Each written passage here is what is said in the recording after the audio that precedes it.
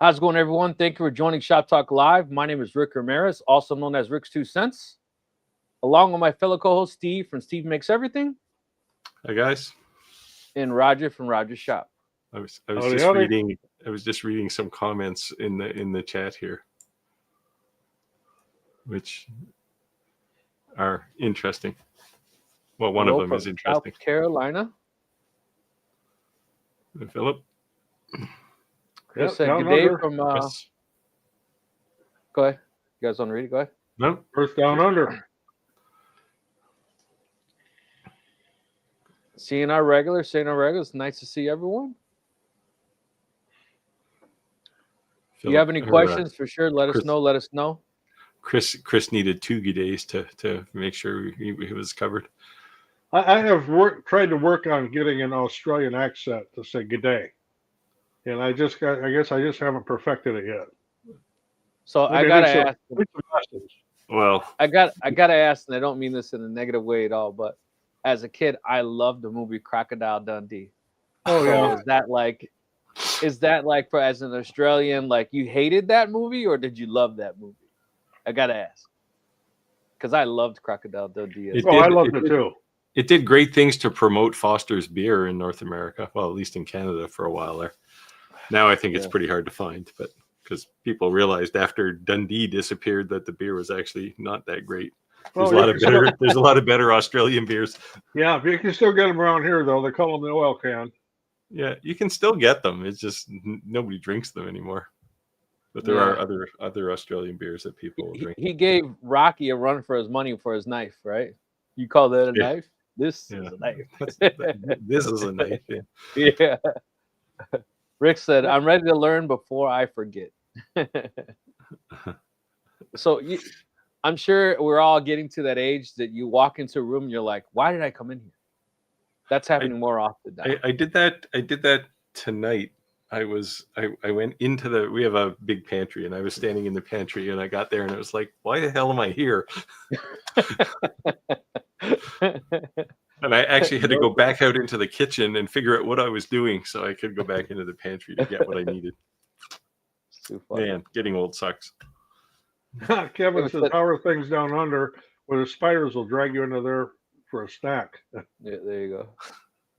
Yeah. See, I think that's a stereotype for sure.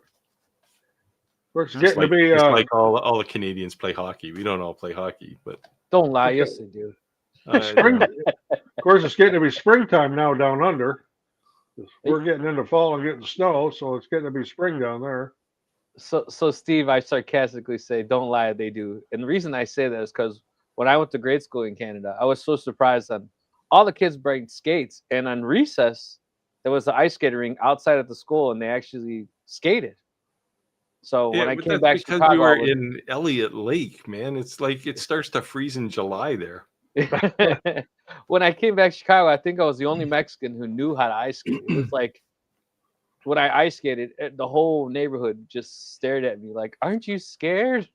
I watched last year. I watched my neighbor try to build a backyard rink for his kid, but every day here, it's like at some point it gets close to freezing, right? So it's just every day he was out there putting water on it, and it just wasn't freezing. So. Yeah, my Well, wife keeps asking me to do the same, and I tell her it ain't gonna work. One of my friends down in Playa del Carmen, Mexico, sent me a message Monday morning. It's freezing down here. Got up this morning, it was 68 degrees. Well, that's pretty cold for Mexico. Yeah, that is pretty cold for down there. And Unless you're in like Mexico City, it can get cool there.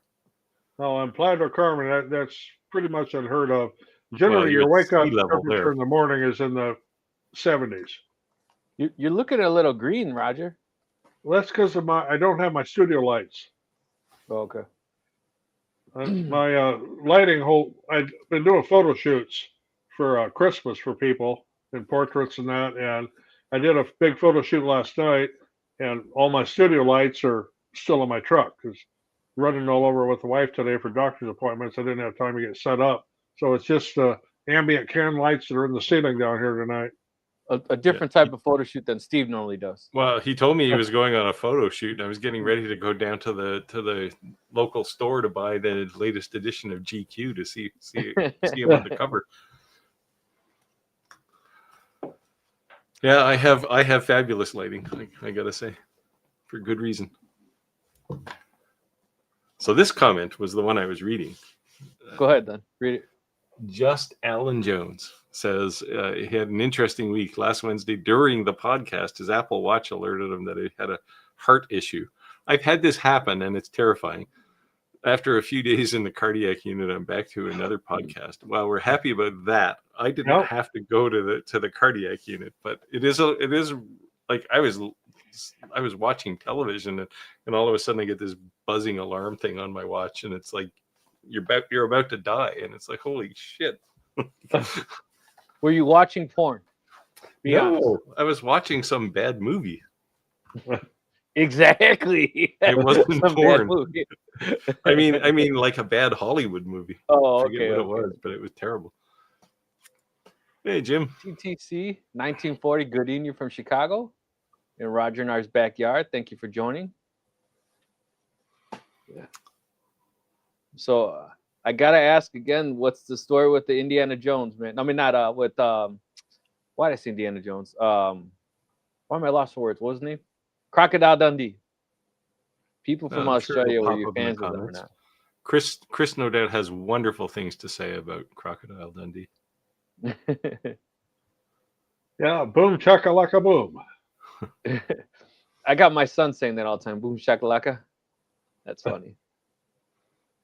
I guess he's too young to watch Stripes. Yeah. He can learn a few things on that movie. Yeah, probably some things he shouldn't know for another 5 or 10 years. Like, that's a fact, Jack. Ordinary Woodworker said hello from Portland, Oregon. Hello, hello. Thank you for joining. Oh wow. Oh, there you go. You just glossed right over it. Chris said he loved it. I assume he's talking about Crocodile Dundee. Perfecto. Nice one. I'm shocked actually, because normally people from a country where they make a movie like that will go, "Oh, that's a stereotype. We don't." That's why I said it. Yeah, like, is it? You know, I don't know. It was kind of a classic. I liked it. I thought it was hilarious. I thought it was awesome. That's one of those movies I watched over and over again. That and that movie. You guys remember Batteries Not Included? Yep. That's a classic, man.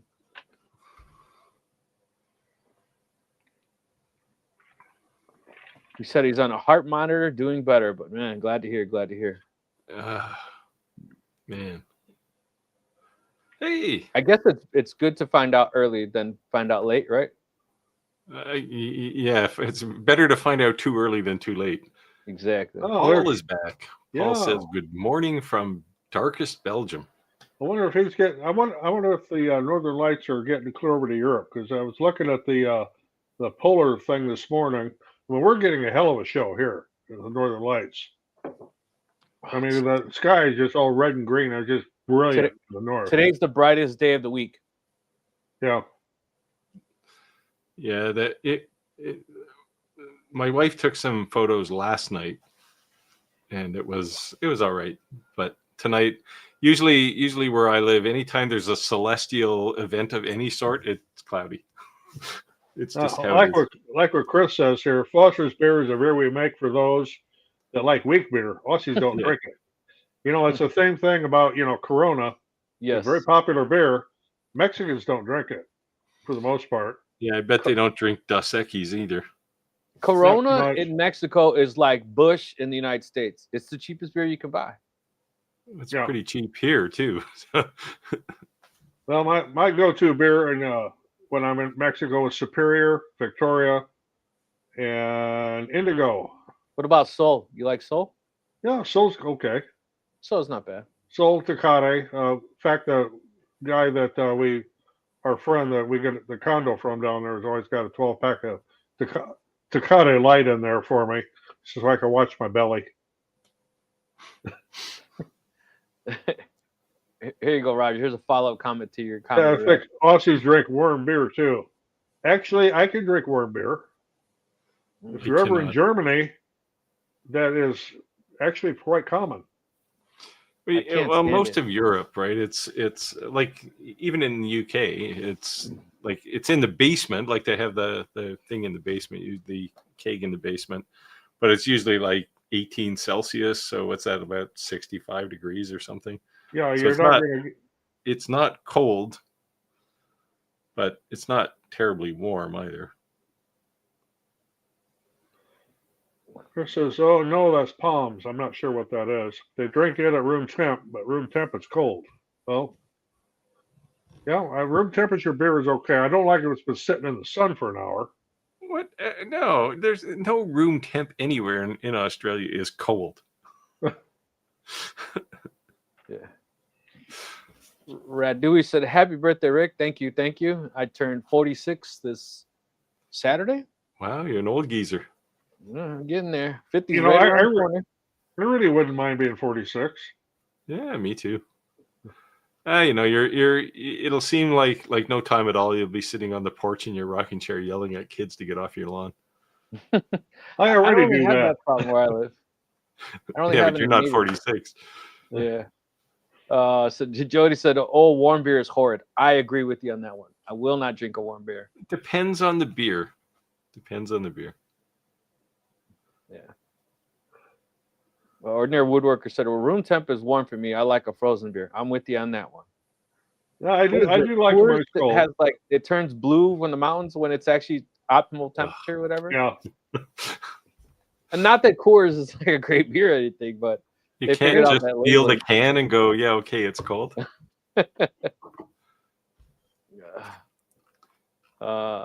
Let's talk about stereotypes. Yeah, Justin Jones said it's awesome. The hospital here is first class. That's good to hear because sometimes it can be rough. yeah. The colder the better. Yeah, North American beers in general they're sort of pre-designed to be cold. Tony But- said hello from Cleveland, Ohio. Oh, another regular. Yeah, Hey, Waterloo, Bobby. Iowa. Not too far from me. Fish Lake, Indiana. Oh, he's Yeah. back. We talked about Fish Lake last week. I still gotta visit this Fish Lake once in a while. That sounds like an interesting place.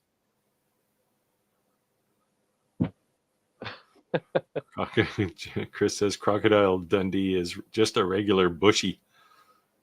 Probably right. He doesn't seem too glamorous, right? Just like a normal dude that just probably got lucky. Was he in movies before that movie? I don't think. Well, not in North America anyway. That's what sometimes makes a good actor. They're not acting, right? Look at The Rock. He just plays himself in every movie, no matter what movie he's in. They don't even change his name. See, I He's say The that Rock. about Nicolas Cage, and there's a few of them that are like that. Yeah, he's not acting. He's just being himself. Billy Bob Thornton is another one. It's just like Yeah. he comes in off the street, he just says what he was going to say anyway, and then he leaves. And Now, Yeah. Chris saying we're talking about the northern lights here. You can see them in Perth, right as they can get out of the light pollution. Yeah, I know about the light pollution because when I try to look north, the city is directly north of us, and all the light pollution goes up to. I mean, the sky is white all night. but he gets to look at the Aurora Australis. Yeah. Sanders Lady from Graven said, "Good evening. Hey, brother. Sorry, man. I've just been beat, but I'm back, man. So I'll be sending you your camera soon. I'll throw it in my truck, so I remember to drop it off at UPS on the way home from work. Got you, bro."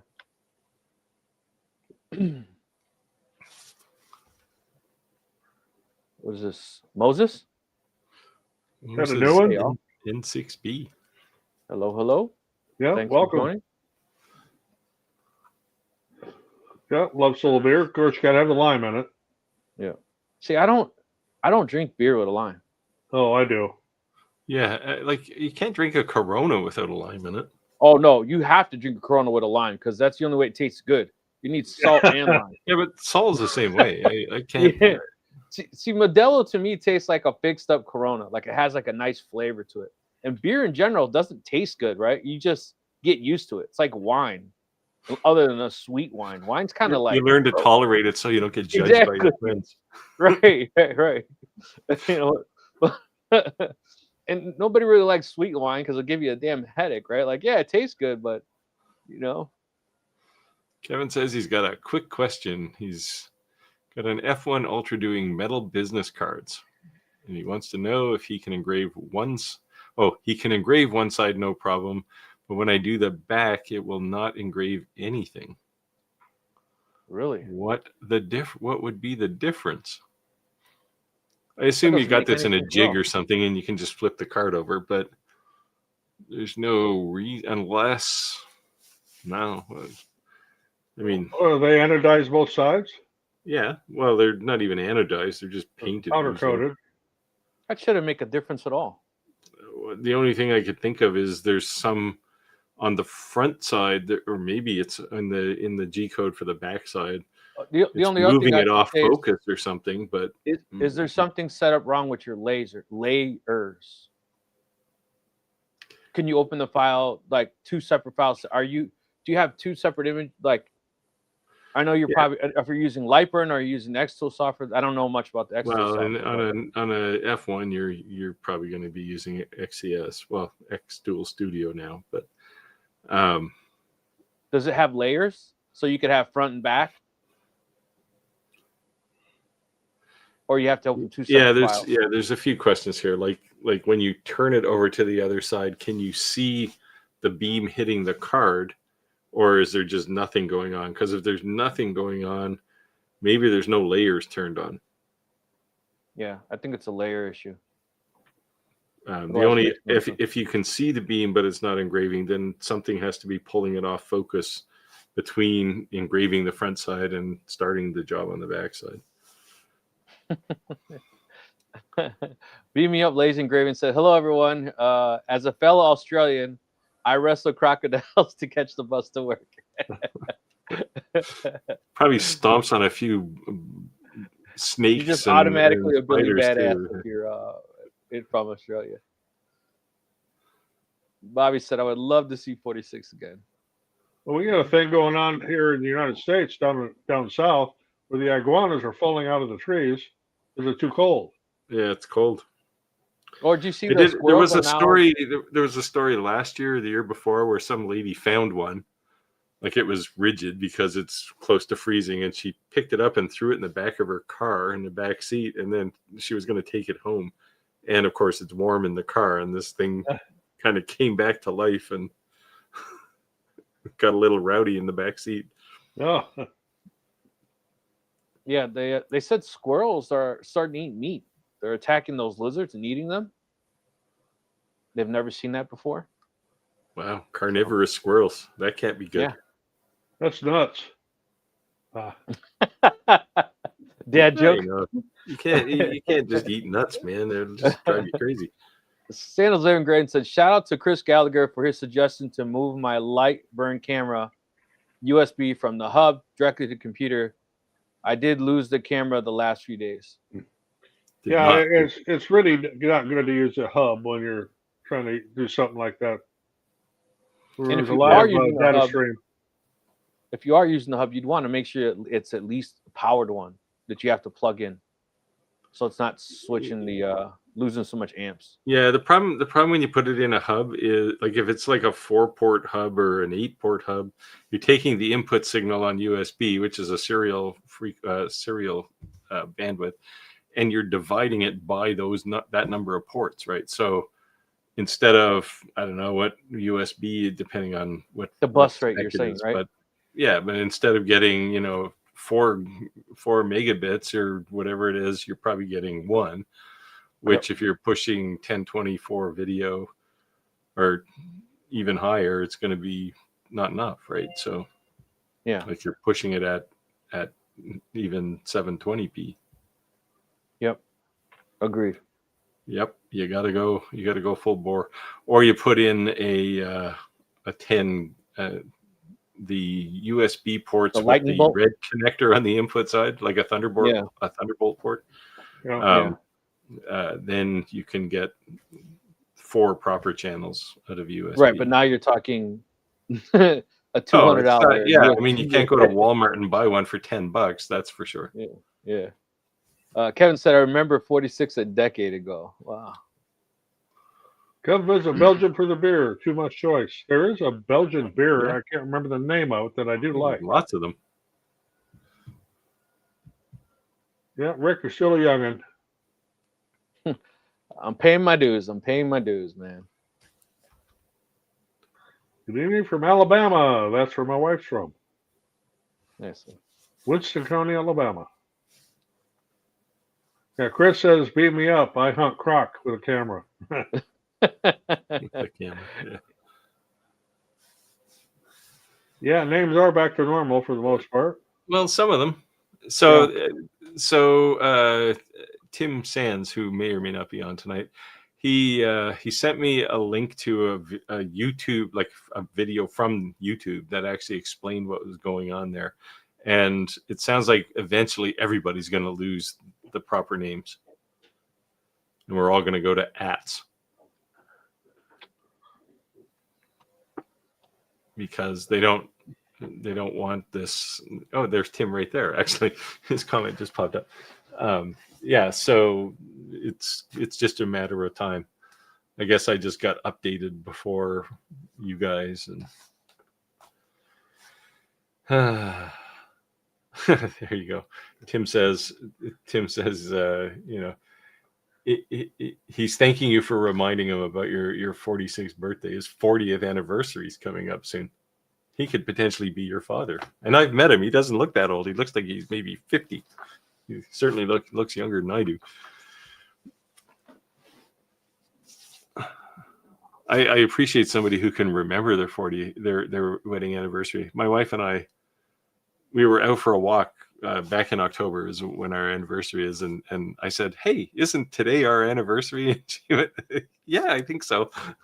You know, we miss it almost every year. My wife and I's anniversary was this past week. It was November 9th.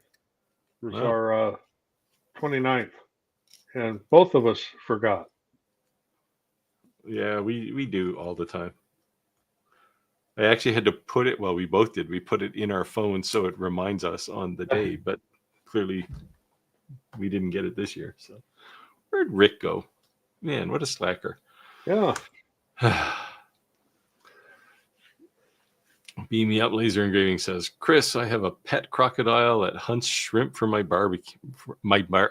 Barbie. You have to say Barbie. Oh, well, he's already Australian. Yeah, you got shrimp on the Barbie. My crocodile's name is Dodo.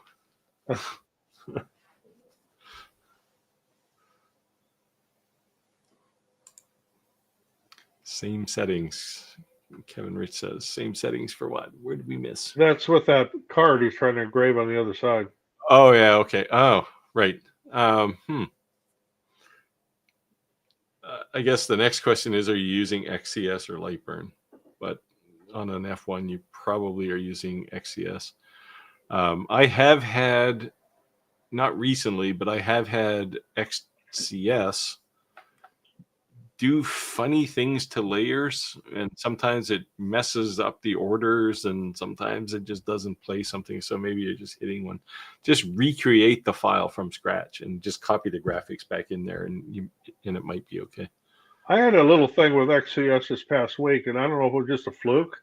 I set up an array to actually do a bunch of these right here, snowflakes. And it set we're looking at the screen, it's all perfect. And I ran the laser, and it like overlapped everything. I've had that happen too. I mean, the whole sheet, weird stuff, right? It just sometimes the whole sheet ended up being scrapped. So generally, when my laser just acts completely nuts, I restart my computer, and it's because I don't know the last time I restarted it. Yeah, like I've had Lightburn get confused too, and you have to restart Lightburn. Yeah.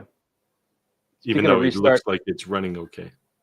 My battery died on me. Sorry, so it kicked me out for a second. I wondered where you went, but now you're not in sync anymore. Am I off? Yeah. Yeah, by about 4 seconds. What the heck? Hold on. Starting to look like Milli Vanilli. I'll be right back.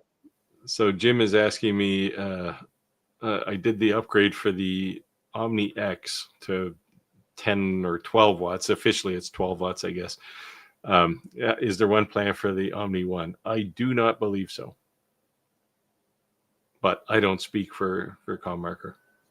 However, I do definitely like the. I don't know if anybody has seen that video yet. I just put it out today, so I'll show you. I'll show you this. One of the things, if I can get myself out of the picture, one of the things that they can do now is support 3D OBJ files, which are like STLs with shading on them with texture, and in effect, you can get grayscale inside the 3D internal engraving, which is like super cool. And I didn't even know it could do that. So it might be something new. I don't know. You missed that, Rick. What's that? You missed my Harry Potter cube. Oh, sorry, man. Little Harry Potter. If I can get myself out of the picture here. God, my camera is so intent on focusing on my eyes.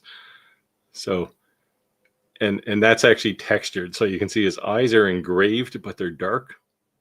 If you can see that. Looks cool. Which is super cool. Like it's just. How big is that cube?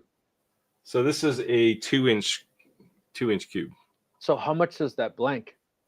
I don't know. It was like $4 or something, $5. So what do you think realistically you could sell something Harry engraved Potter? from that Probably size? nothing, but No, not necessarily Harry Potter. so I mean these are really for B2B type stuff, right? Like if somebody Right. says, "Hey, I want a bunch of recognition awards or something like that," in which case you're going to sell them for a ton. Right. So to me, volume would be that, but then to a person, not necessarily to a business, it'd probably be a memorial, right? Yeah, that kind of stuff. But a memorial, they generally are willing to pay a little bit more. Yeah. Like I mean, I've put photos in them, like just a flat photo, not a 3D thing, and those are popular. Awards, like recognition awards. I actually just threw one together for my original OmniX video. But definitely corporate stuff. They're good for that. How does it look with a light underneath it? Is it I actually had a light underneath it there. Oh, okay. Just a little flashlight. Okay, cool. I got to get my eyes out of the picture. So Nice. Actually blow that up. Make me big. Make me feel big. So, do I have them backwards? No. So it's actually pretty nice. And I mean, they engrave reasonably quick. Like that one was, I don't know, 15 minutes or a little less. I think it was cool. You could see some textured, like layered look on the leaf as well. Yeah. It's definitely like the leaf on screen was a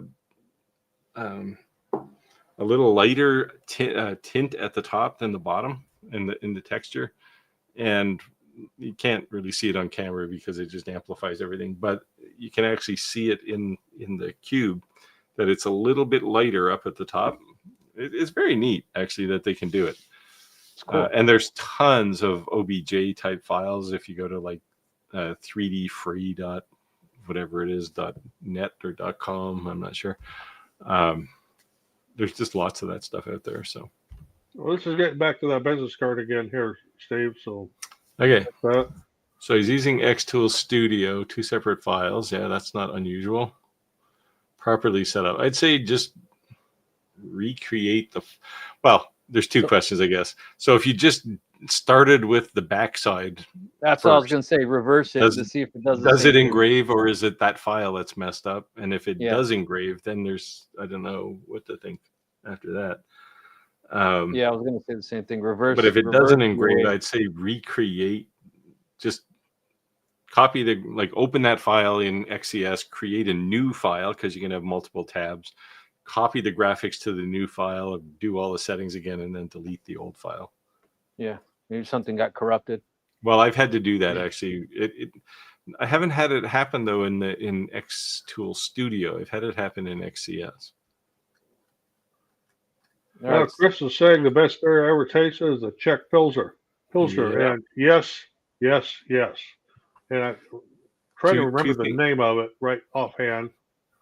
because when I did a job, was sent over to Europe, and I spent a whole week in the Czech Republic, and that I drank a lot of that over there. Yeah, two things the Czechs know about: beer and barbecued pork. Well, I don't even know if it's barbecued, but it's pork. And if you're, Jewish or Muslim, I feel sorry for you because, man, it's delicious. Roger, you So want to take this? Fred is asking thoughts on the Elegoo Centauri Carbon. I am not familiar with. Oh, I know what it is, but I don't have one, so I can't say anything about it. On sale for $363. Support good at Elegoo. There again, I can't answer that because I haven't dealt with Elegoo. Don't see a dryer for it. Probably just get a Sunloo box. Nothing wrong with those. They work great. Don't think I'll be doing multicolor anytime soon. So, now, Elegoo has never approached me to work with any of their printers. I don't know why, but they just haven't. Maybe they're afraid I'll badmouth The them only like thing, the Elegoo doesn't really seem to promote too much through creators. They did ask me about. They have a laser. They did ask me about that a while back, like a long time ago, but not 3D printers usually. Anyone who was debating on getting Opus clip, I know we use that to create a lot of clips. It's 67% off. They just charged me $113.97 for the full year. It's not bad. I'm hit or miss on Opus Clip. To me, Opus clip is great, but you can't just use it as it edits it. You definitely have to reframe and move the. Yeah, and it's hard to do that actually. It's kind of awkward. Yeah. And because it's all scaled down, the video is scaled down. It all tends to look terrible. So, yeah. Yeah, I agree with you. There's certain videos I've even skipped just because it's like. Yeah, like I wish they would support 4K on the stream. They did for a while, and then it just disappeared again. Yeah, because I think what am I right now? I think I'm. Let me check. 1080p. Yeah, that's as high as it goes. Yeah. Which, if you divide by 4, potentially 4, is like you're looking at like a 320p kind of signal, right? So it's very grainy and. Well, supposedly it's 1080p per, but who knows if Yeah, that's except that the whole frame when it's exported is 1080p. I get you. Yeah, true. So you're dividing it by, cutting it into quarters. The one thing that I did notice though is because we all have different audio settings, that the audio cleanup is definitely a must because it sounds totally like different. Like you could be pristine clean and I could be off, or vice versa.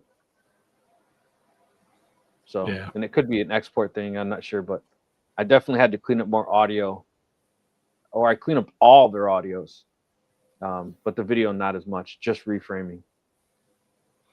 Yeah, well, audio is probably more important anyway, but yeah. So Joe, back up there a little bit. We didn't read that. Oh, sorry, go ahead. Whoops.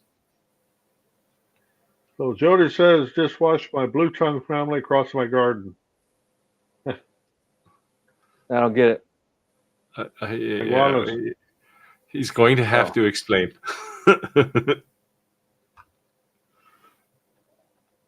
Blue tongue, is it like a bird or something?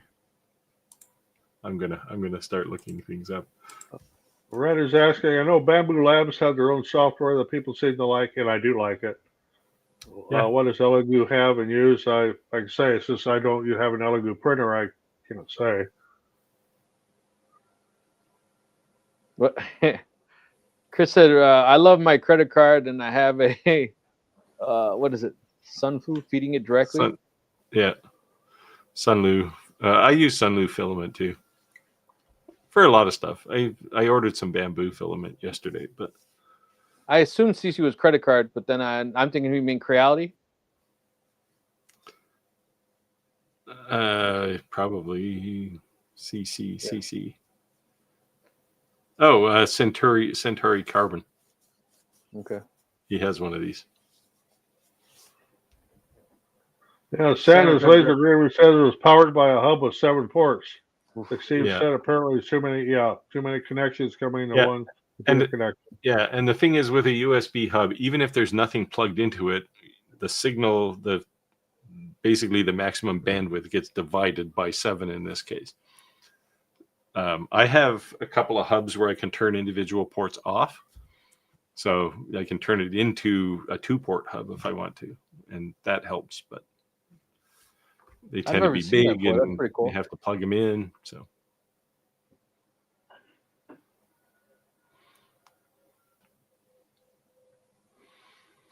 Redui said, Chris, Luke seems like a good price, especially for the enclosed.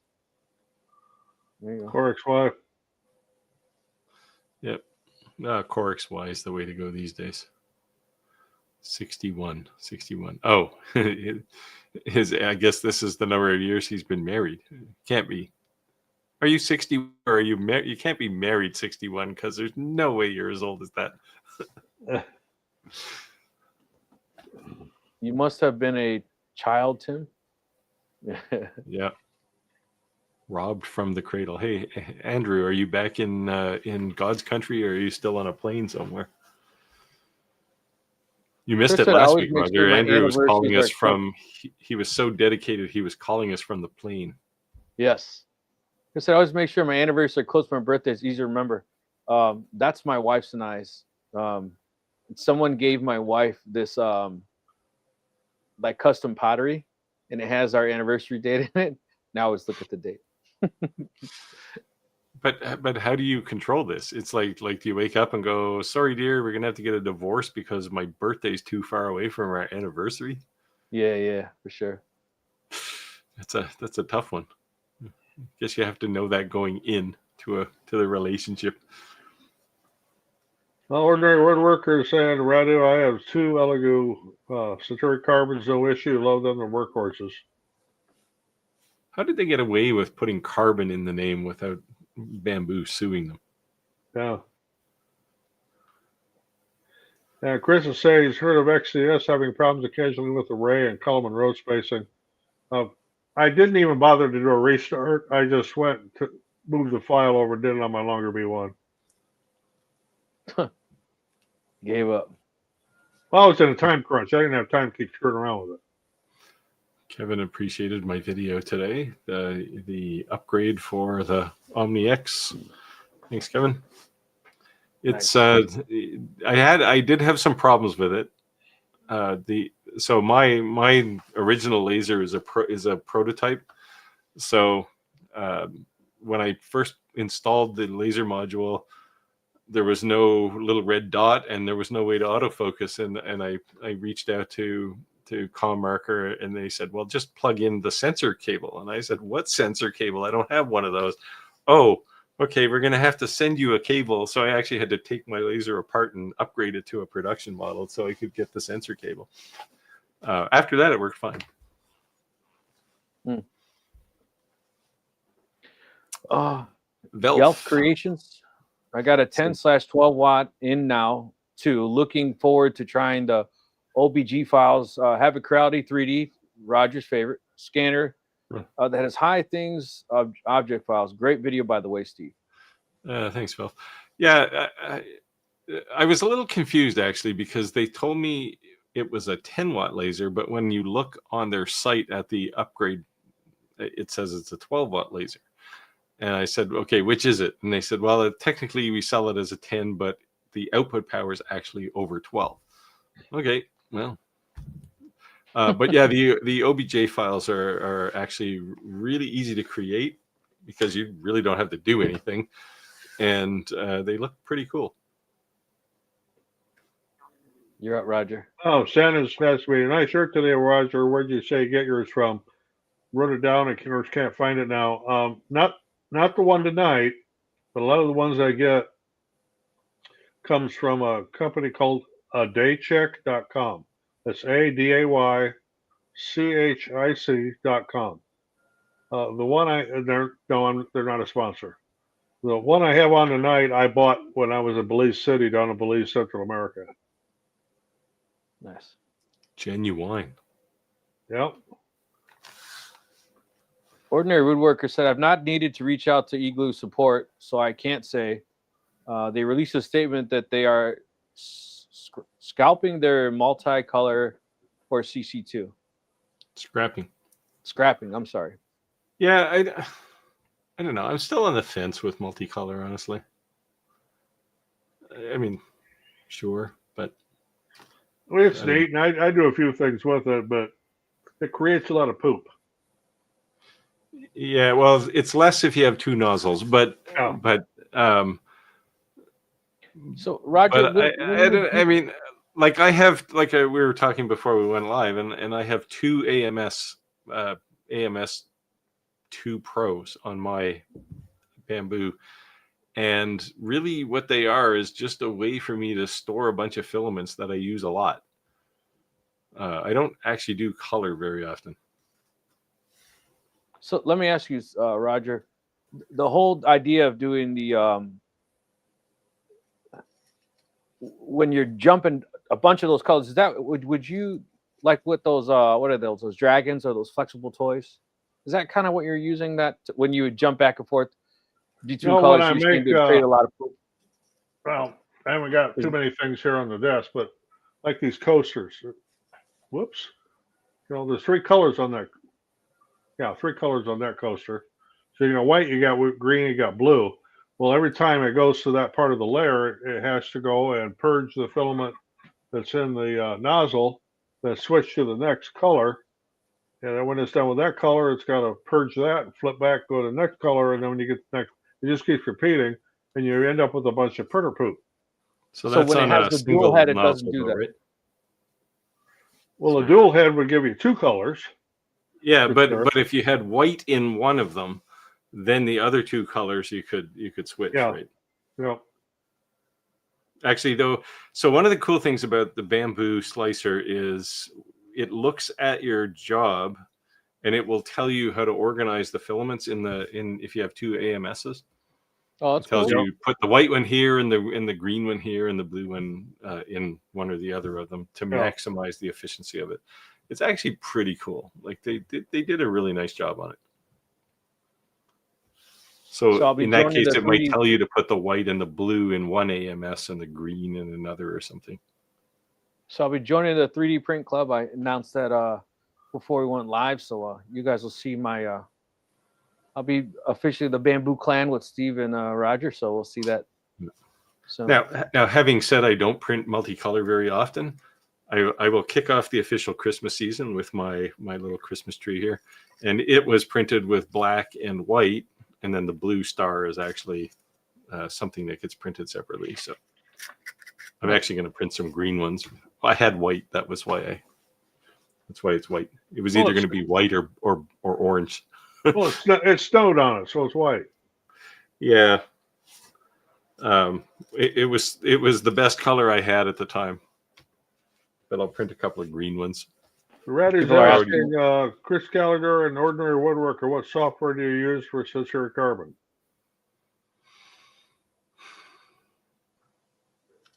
And Chris says, Elegoo to me seem to rely on word of mouth as their primary marketing. Either it's working well or they have limited production. No? Could be both, but no. But yeah, I mean, they seem to be fairly quiet, all things considered.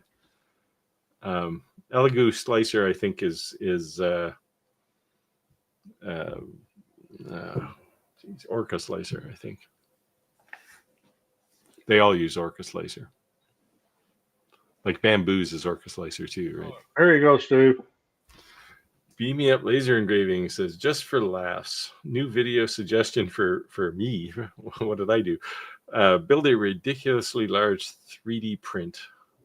Title, I built a carbon fiber carb on it with a 3D printer. Yeah, you can be the new Mr. Beast and then laser engrave it. Somebody did a like a life-size benchy and then wanted to sell it. It's like, okay, that's a lot of printing. Oh, I watched that gal. She's some kind of engineer. I watched that video, and that was hilarious. Yeah, it was funny, but it's like, Why? At some point, you just buy a boat. Of course, having said that, I did print a pair of shoes this week, so So do you have them handy? Can we see I it? I can get them. All right. Let me go on an adventure.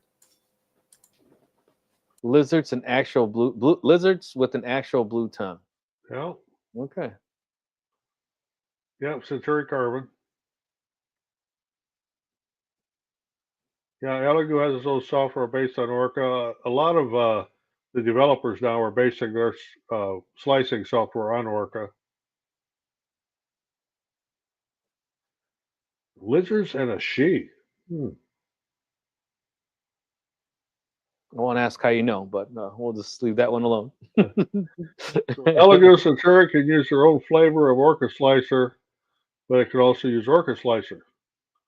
Well, I can also use Orca slicer with bamboo because I did not upgrade to their new firmware. So, Roger, let me ask you this: the slicer, it basically is the program that creates the layers, correct? So that's It why creates a, certain slicers are cre- proprietary to certain. it creates a G code that sends it to the printer. Okay. So then how come only? So technically, couldn't any slicer work with anyone, or no? Because the way it creates a G code. Now, there has to be a preface and a whatever the hell you call the end of the. What do you call the end of a file?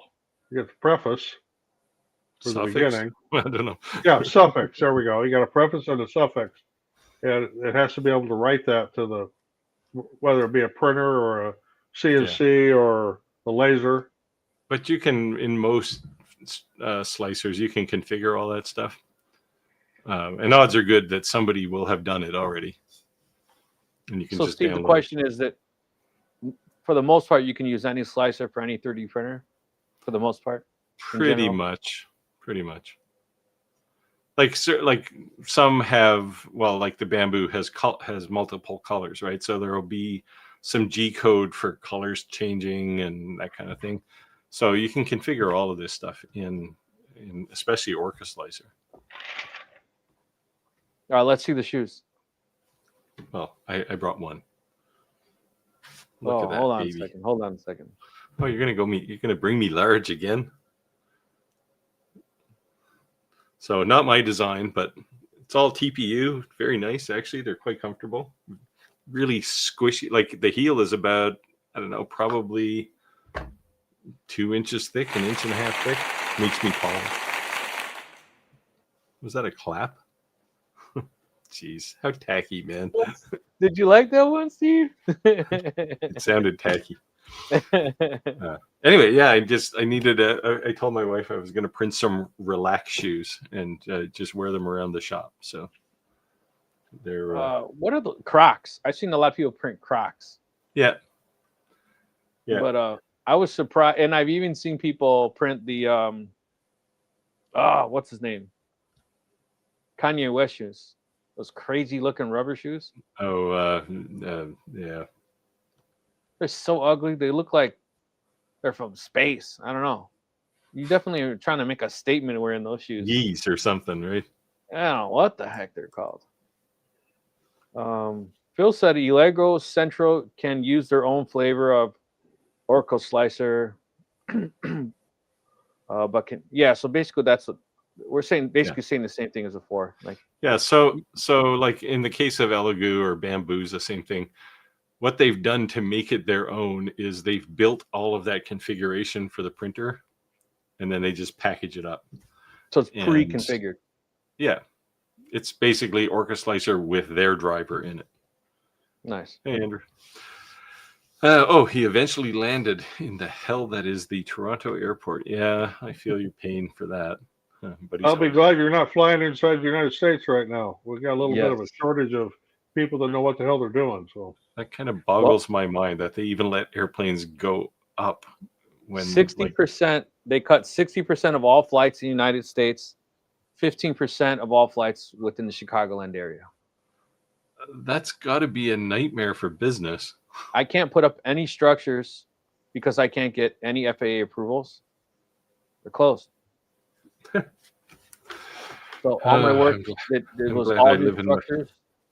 I'm screwed. Oh, here Yeah. we go. So Tim has clarified. He's been married 40 years and he's 61. So we're actually the same age, in which case I look way better than you do, Tim. Well, you know, clean life, right?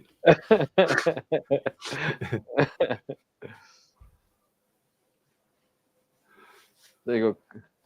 Chris says, Steve, it's a long-term planning to get anniversaries to sync with your birthdays. Yeah. Like, you know, especially if you want your kid's birthday, like, you know, have all your kids so they're born on Christmas Day, and then you only have to buy one present. And So I've been married to my wife for 29 years. oh, you're doing all right. So pretty crazy. That's where we just hit was 29 years. Yeah. I'm on the That's second cool. one for 26 years or something. Well, this is my second one too, but I tried to get a second one, but she wouldn't do it. She wouldn't go for it. Can't blame me for trying. Well, you can always get a second one, but you have to buy a new house too. I was trying to get a 2-for-1 deal, you know? It didn't work out for me. the Velk Gracious says had the same thing with the sensor cable, just arrived a few days ago. Yeah, this is the same problem I had with the autofocus on the OmniX 10 watt. Yeah, the back of the module says 10 watts, but they're selling it as a 12, which is, as Velv says here, it's confusing. Yeah, so Chris says diodes are generally 5.5. They're like 5.73 or some crazy thing. But the UVs aren't, they're not diode lasers, not in the same sense that blue diode lasers are. You're up, Steve. Brad, who says he rewatched my FiberSeek video. Can you expand on your thoughts about carbon fiber? You mentioned yeah. So if you buy normal 3D print filament that says it's CF, really what they do is they take a bunch of carbon fiber, they chop it up into almost dust, and they put it into filament. It's like the ultimate marketing gimmick because it's very, very marginally stronger than regular filament. In the case of the Fiber Seeker, what they do is inject the like actual real carbon fiber filament inside a melted bit of regular filament. So it could be PETG or PLA or something. And you're actually getting solid carbon fiber when it gets laid down. So it's substantially stronger. I read the numbers. I think like a regular 3D print is like, I don't know, 3 megapascals, and regular CF filament brings that up to 7. How's the price difference? That seems like it's pretty involved to create that if they're doing that. Inject molding into a tube. It's actually not that bad. It's a fairly clean, simple design, but the pieces that get printed with continuous carbon fiber, these things are like 900 megapascals. Like you could drive a truck over these things. Just don't try to look at the Titanic. Well, yeah. Well, that would probably actually stop an iceberg, but that's sheer strength though, right? So, you know, it's quite a bit different. Now, price-wise, I think the Fiber Seeker is not a whole lot more than something like a bamboo. It's cheaper, I think, than the H2D, but it's got 2 nozzles, but you don't really. It looks like you're on a roll, the same way. What's that? Looks like you're on a roll. Look at your next comment. Huh. How many of y'all crying you didn't wait for the OmniX after watching my video? I'll name it the X-Tool Killer. It's awesome. Well, I'll let you know if it's an X-Tool Killer. because I have the F2 UV laser sitting, F2 Ultra UV laser sitting right beside this one actually, and I was trying very hard to make sure it didn't appear on camera while I was recording on the X. That might be But bad. yeah, the F2 Ultra UV is 5 watts.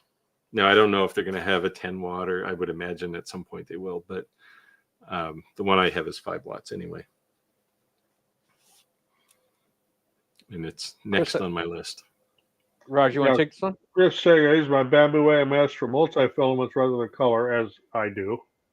Okay, occasionally I'll do them with multicolor, but mostly it's multi-filaments. Winning and delivery of a IBOS 3D 4-roll dryer.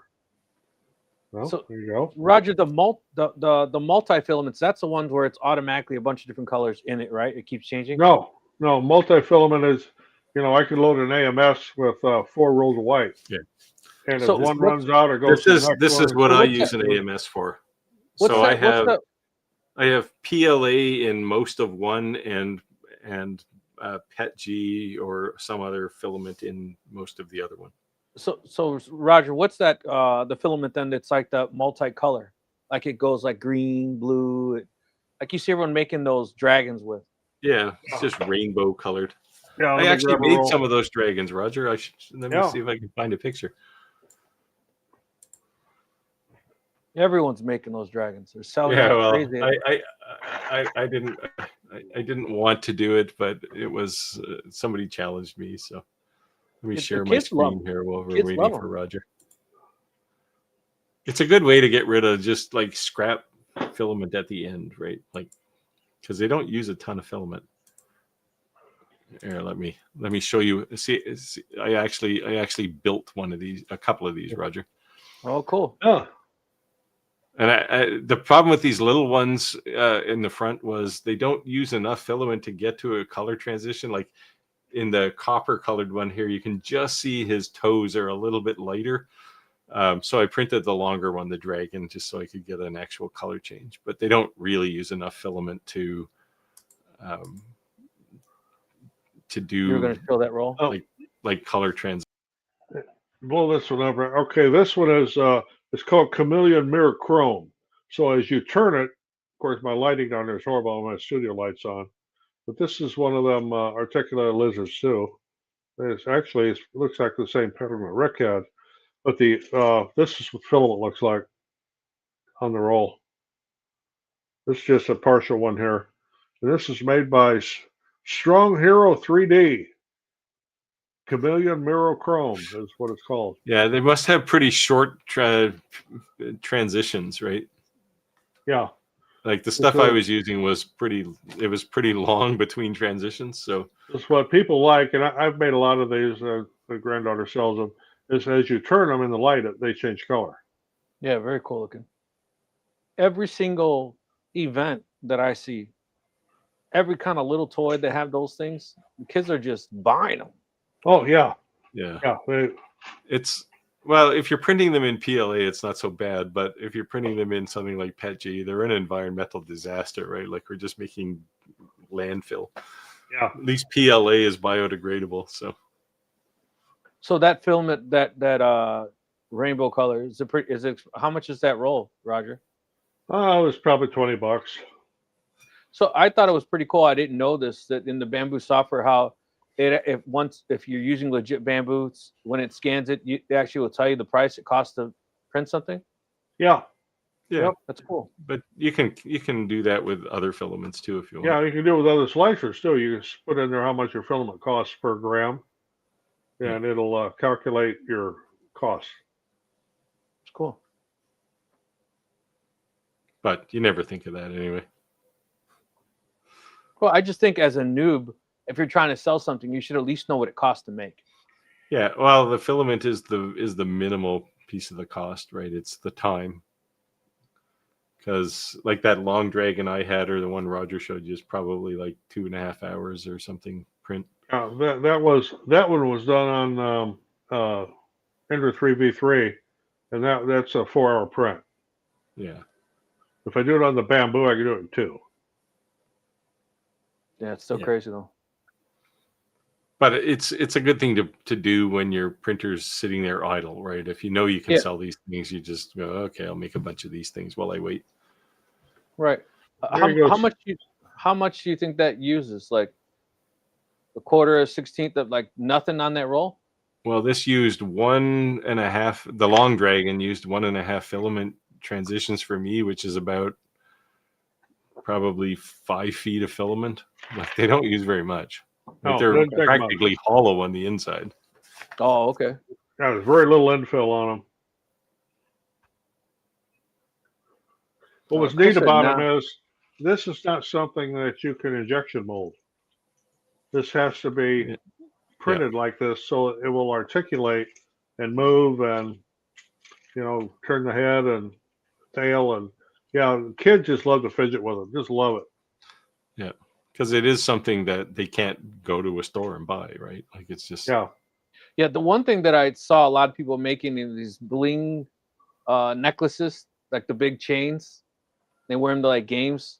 But I was surprised there were so many people selling on Facebook Marketplace because they're selling like official NFL teams and official NBA teams, and it's like, dude, man, that's easy way to get sued. Yeah, way Yeah. to get caught.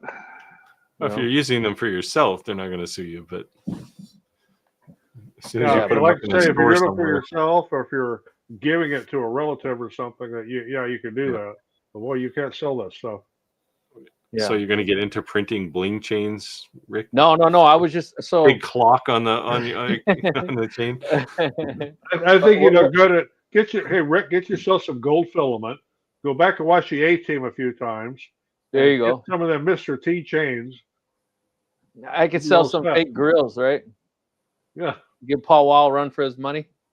You could get the Mr. T haircut. Oh, well, maybe not. The Mohawk.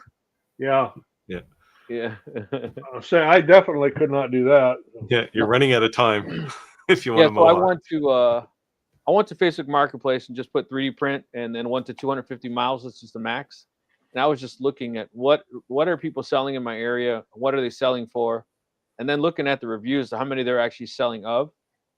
And I saw a lot of them. They call them like bling chains, and I just couldn't believe it. Like there's a lot of people selling it, and like I know people sees people selling things, so they jump on the bandwagon. But if you own a house, you might have trouble keeping it if they came after you, right? Yeah. Yeah, if you're selling anything trademarked, Yeah. you're putting yourself at risk. Santa's Laser Engraving said, still looking at the Flash Forge ADX5, but I think I may ultimately join the Bamboo group. Got to make sure a decision before the present price goes away. Yeah, there'll be some Black Friday sales or something for sure. But I looked at this Flash Forge. They asked me if I wanted to test one, and it looks interesting, but it's quite a bit smaller than like the workspace is quite a bit smaller. I mean, the regular bamboos are like 250 millimeter square, Roger. Something like that. Yep. Yeah. I am very glad I got the H2D just because the workspace is over 300. So, Roger, what's the obviously the price besides the biggest difference between the version that HD Pro and the ones you're using is just the dual nozzle? The dual nozzle of the HD Pro's got a larger work area. Yeah. So you can get the H2S, which is the single nozzle version of the H2D. So you get the big work area, but only one nozzle. If I was buying a second one, I'd probably buy one of those, just for kind of offloading jobs. But I don't know if and when I'll buy a second one. So when I went to look at the HD Pro, you couldn't even purchase it from their website. You had to click on the link, email them inquiry, and then they send you to an authorized seller. Yeah, because it's a business 3D printer, right? Yeah, it's commercial. It's commercial printer. Yeah. Right. So it's like the commercial version of the H2D. I was just surprised they wouldn't sell direct on their website. That's all I was surprised of. Nah, they're setting up a network. and Yeah. they want to make sure all their reps get money, right? Sales. So that's cool. But yeah, so I guess I'll be buying it, getting it local from Chicago. Beam me That's up, Laser easier. Graven said, make sure you smash that like button, everyone. Come on, show us some love. Yep. Show us some love.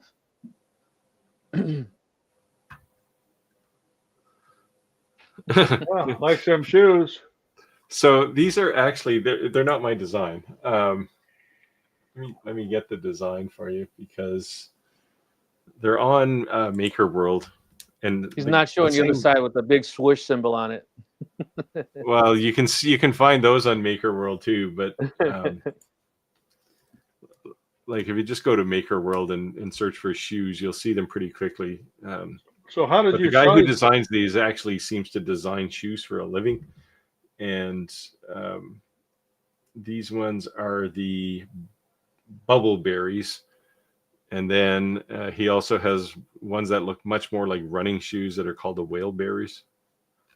And they're free download, or you bought that? Yeah, well, yeah. I mean, what's cool about Maker World is it's Bamboo site, right? So Yeah, it's free. if you have a Bamboo printer, you can search for something and go, oh, put it into my Bamboo slicer, and I'll just push the go button. Like all the settings, everything is done for you. Nice. Chris said I can run my A1 or carbon with either e-glue or Bamboo slicers. Yep. Yeah, because they're both Orca slicer. Yeah. Tony So said, Steve, how did you size your shoes to fit you? So they actually have. So as it happens, my foot was the default size, but they have he has a sizing chart there which tells you how to scale it. Huh. And the next ones I'm going to make a half size, like so they're size 43 European size, which is like a size 10 in US. And I'm going to go to a 43 and a half. That's the nice thing about European sizes. The changes are much smaller, right? So have you actually put them on and wore them? Yeah, I wear them all day yesterday, all day today in my shop. I just finished them like on Tuesday. So how did they feel? They're comfy. You have to wear socks in them though, which is just kind of a problem for me because I don't normally wear socks anywhere unless I'm, going to the city. But they're like if you go and look at the design on Maker World, he has a cross section of how the shoes are, and there's like 3 different values of infill in particularly the heel. So there's like a firm part, which is the sole, a squishy part, which is just for flex, and then I'll say a less squishy part, which is inside the shoe where your foot goes. So yeah, it's quite an intricate design. So now if you made them out of that shiny stuff that Roger made that dragon, you might be pretty stylish, huh? Well, they do make that rainbow TPU. Yeah, that's it. They do. I think I'm going to print another. So he has 2 styles of these. One has this kind of grainy pattern on them, and the other ones are quite a bit smoother. So I think I'm going to print some smooth ones now too. So how much did it cost to print that? It's about almost a full roll of TPU. So $20-$30. 20 for two shoes or one? Both. You can print them both. Well, on an H2D, you can print both shoes at the same time. Oh wow, well that's cool. Depending on, like if you're printing on an A1, which you can also print them on, you're only going to get one shoe at a time. And they print up at a like these ones. They actually print like this. Oh wow. On an H2D, but on other printers they'll print at a funny angle, and you'll have all these supports. And I used PLA support on them, so literally, I pulled the shoe off the printer, and all the support stayed there. And it was nice, clean, because PLA is great for support on TPU. Sanders Lived Engraving said, we have to celebrate my wife's December 25th birthday 2 weeks early so she can have an actual birthday. Yes, Mrs. Klaas is born on Christmas Day. Yeah, very nice. That's great. Well, my great granddaughter was born on the day after Christmas. Yeah, Nice. I have a friend who was born on Christmas Day, and it's just brutal. like ripped out of your birthday gifts. Well, you know, they go, well, here's your Christmas gift, and yeah, well, you know, it's your birthday, but we'll just call it all one gift. Right? Yeah. So you get robbed every year. Trade Skills Anonymous said, I've fallen into the Graffinity rabbit hole and can't get up. Yeah. Has anyone used the Trace AI with success to create tool holders? I haven't tried it. I've been tempted. Yeah, me too. I haven't used it either, but yeah, I'm all about grid. So I did a whole bunch of Gridfinity stuff for kitchen drawers. In fact, I have some right here. In fact, so all my like forks and knives and stuff, I designed a whole perfect. The nice thing about it is you can make it perfectly fit something, right? Like a drawer, and so I use that for any of the drawer things, and then multi-board for everything else. Well, then I got fancy with my Gridfinity stuff for holding my hot ends. I actually went 2-color. Ooh. So that, you know, it's all Gridfinity. It then holds my hot end and the silicone sleeve and the screws, and then that fits into the grid. You, do you know what that is, Roger? That's making something just because you can. Yeah. Why'd you Once make you once you get into the Gridfinity thing, and the other thing too is I have a huge assortment of metric hardware, and they have this whole set of, you know, for nuts and screws and washers, and they're all labeled, you know, M3x4, M3x8, and so on. And well, I made the whole set, so I've got a whole drawer full, and I got all my hardware in them little Gridfinity bins. I mean, it's great. Nice. And the neat thing is, I used up a whole bunch of filament ends to do it. I mean, nothing matches the color, but I don't care for that. These two scraps. Yeah, that's cool. Redouille said, I had a friend with an anniversary on May 1st. Told her it was their favorite spring date, but his thought was he'd always remember Mayday. Dad joke. Yeah. Trade Skills Anonymous says, using tool trace, I get numerous errors, and when it does work, I get super lousy lines and tracings of the tools. Like I said, I have not tried that yet. I have been tempted, but just haven't had the time. Yeah, I don't really have a desire to make sure everything fits in its place. So tool tracing doesn't really do it for me. But one of these days, I'll get ambitious and say, oh, I want my pliers to fit in the plier slot. So you're saying, how would you do this tool trace? You take a photo of the thing you want to put in there, and then you can trace it, and it will build a Gridfinity tray for it. Within Graffinity software, or what software is doing that? Within this Trace AI software. Okay. And like I've watched a few videos and it looks pretty cool, but then I look at it and go, well, like your print heads there, or your nozzle, Roger. In that space, you could just throw a handful of nozzles, right? Or you could have one that's perfect that looks like you know it was shipped that way. Well, I can go even farther with it. Where I could get you one that holds the cutters and the nozzles and grease. I know, I've seen them. Just because you can. Yeah. I saw this guy's video today. I was watching. He made a door holder that clipped on his wall, and then caught the door handle. Yep. And then the screws that he used to screw it to the wall, he put a clip that looked like a Lego and clipped into it to cover the screw holes. And he says, yeah, I know you could have a door, you know, on the floor thing, just like everybody else, but you start making things just because you can, right? Yeah. And then for the other size hot ends, you got this one here. Got spots for the silicone socks here. Then I can stack another tray on top of that one.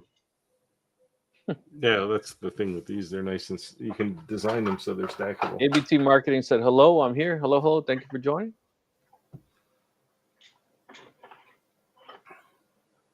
I saw on Maker World, somebody did a set of drawer slides, but for multi-board, so you can have your multi-board slide out. Oh, there we go. Yeah, it's complete overkill. It's like super Yeah. over engineering, but like there's like, well, I mean, you know what a drawer slide looks like anyway. There's a ton of pieces in it. It's kind of like that, but then you have to put it together. But it's kind of perfect for multi-board, which I think is interesting. But Harold said, "What's up, boys? Pookie ski in the house? you still can't say that. Poughkeepsie. Poughkeepsie. There you go. Poughkeepsie's in the house. Okay, speaking of 3D printer, you guys familiar with Kitty or know about it? Yes, I used to have a Kitty Galaxy 3, and there's nice and closed Core XY printer, nothing wrong with it. It was just too small of a format for what I do, so that got sold as I moved everything up to the bigger bamboo printers. But there's nothing wrong with Kitty products. They're good printer. Yeah, I had the small one, and I love that thing. It's cheap too, and I actually gave it to my nephew. He was visiting me, and he said, "Oh, I want to get into 3D printing." It's like, here, take this one, and he's been printing up a storm with that thing. So I mean, it had a lot of miles on it when I gave it to him. Roger, I have to ask you, because you obviously have a print farm, literally. When you first bought a 3D printer, was that your intentions, or did that just become kind of like the lasers?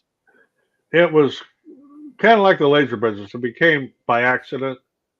I started making a few things, and then I got lasers, and then I started to, I want to make risers for them, and that's,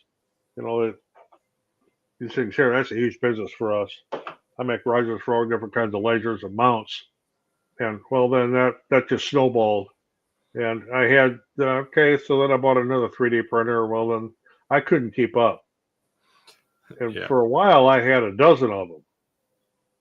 All bed slingers, but now that I got these bamboos and the Anycubic Cobra over there, and of course I got my A1s over on the other side, I can keep up just fine now with what I got.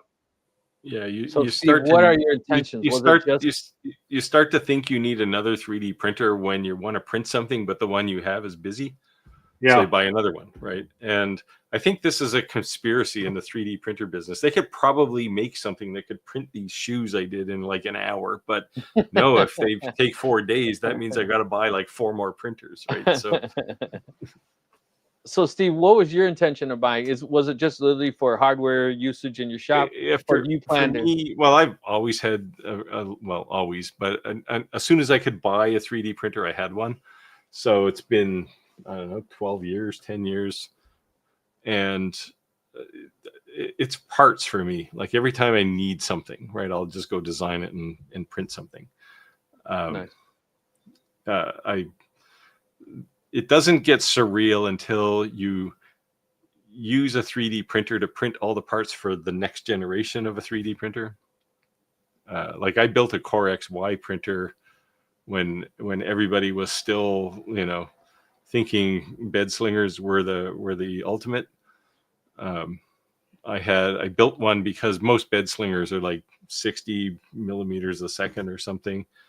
So I built I designed a Core XY printer that would print at 300, and now of course they print 600. But that was 8 years ago when nobody else had a Core XY printer.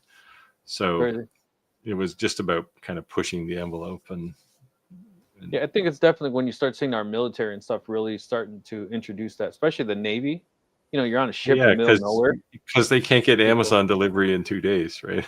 Right. Yeah. What are you going to do? I don't know if they get these drones, they might be able to drop it off over the ship and take off. Well, they're going to have a long-range drone if they're in the middle of the Pacific.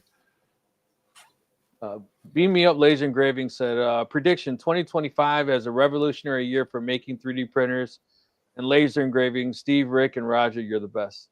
Well, thank you. I'll tell my wife you said that because she doesn't think I'm the best. Yeah, we'll have to take a picture of this just so I could show my wife. Yeah. Okay, look at that. Bam. Let me just do a screen cap here. There you go. But yeah, you know, I keep saying that. I remember when printers were really just commercial use, right? These very large printers. It wasn't something. Then Yep. these desktop printers came out, and uh, the bamboo printers, they're phenomenal, but I don't think they're practical. And what I mean is, I don't think you would buy that just to have it for your kids in your house. It's more someone who wants to do a business or someone who has enough money that could be a toy, right? But it's not at the price level yet that it'll be in every house. But I think at some point that's going to be the norm. Yeah, well, yeah. If you're like the H2D, while you're looking at them, right? The H2D from a hobby perspective is perfect for someone, I'll say like me, who has more money than brains. You know, you see it and you go, okay, I'll just buy one of those. But for a regular hobbyist, like the A1, I looked long and hard at the A1 and thought maybe I'll buy one of those because I didn't think I was going to be doing much more than printing the occasional mount for a camera or something in my studio. But like I said, I'm glad I got the H2D just because on an angle. So when I did my kitchen drawers, I had to print a long Gridfinity box for the like all the knives, the butcher knives, and that thing's 14 inches long. Well, if you do the math, you can get a 1U Gridfinity 14-inch thing on the across the corner of an H2D, which you couldn't do with any of the other bamboo printers. Yeah, that the HD, they wanted $3,685.03. For the Pro No, for the H2D. yeah, Bamboo Lab HD2 Pro. Oh, that's the Pro. Yeah, that one's more. Yeah. I don't know if there's a whole lot of advantage though, from a like especially if it's in your house. I don't think there's a lot of advantage to buying the Pro over the regular H2D. I laughed about the only time that I hear my wife or her family sound Canadian is when they say house. House. I could say has. Say house. Say house, Steve. House. It's the Queen's English, man. What do you want me to do? There you go. Well, the King's English now. I guess he took over. Now, Harold's saying as I was holding that, I know what he's talking about. Talking about this guy right here. You see an adult toy market in the future. No. Yikes. You know what's There's a funny lot of is spines on the back of that thing. Yeah. we always talk about being asked to review things that have nothing to do with what we review. And that's been the thing that people have been asking me lately. And I'm like, what makes you think I'd want to do that? I don't know. For an adult toy, I might have to try to do that in TPU.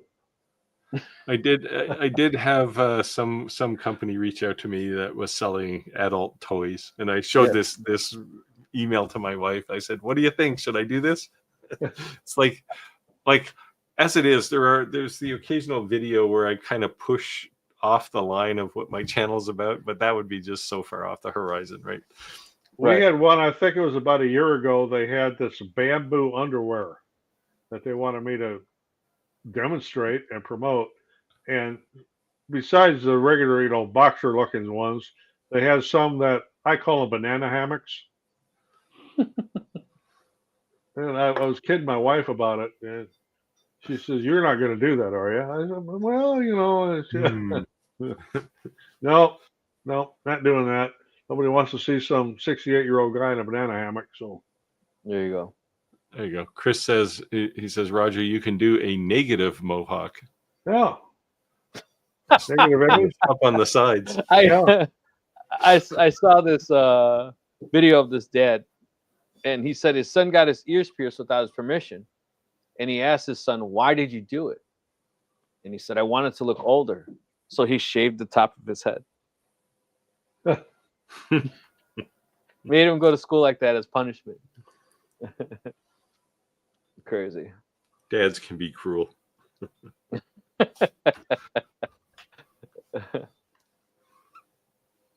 Trades Anonymous. Chris said, "Trades Anonymous. I use the trace function from Lightburn, then export it. It's the best tracer I have without paying for full graphic program." And I do that too quite a bit.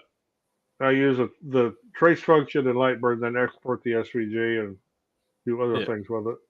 Inkscapes is okay. I use the Kittle one, which is amazing, but it costs money. Actually, it's probably available in the free version of Kittle. Someone can try it. Chris said, Santa, does she say she's your Christmas present? Probably. Oh, I thought you were clapping again. It's just Roger. I know. I heard that drinking too. I thought the same exact thing. I was like, Just that Roger wasn't me. I drinking. thought you guys drinking Those are ice cubes sliding in my glass. My water glass is about empty there. There you go. Drinking his tall rum and coke. It said, must be nice to print your own shoes. My shoes is 16, so I'm out of luck. You just need a bigger printer. Yeah. There you go. Well, the reason I was asking about how you size them was because I wear an 11 triple E, so I got to have that width. Well, because you can scale them, you can scale on any axis independently, Yeah. right? Roger's that guy said he might not bottom it out, but he bet he stretched them walls. These are actually pretty wide anyway. Like I have wide feet too, but you did like the joke, Roger? My uncle used to say that all the time. He said he was hung like a tuna can. Beam me up, laser Graven said it. I just wanted to thank you all for taking the time to help us all.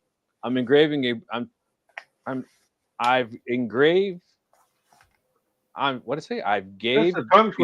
a break for a while, but after for the new upgrade models coming out in 2026.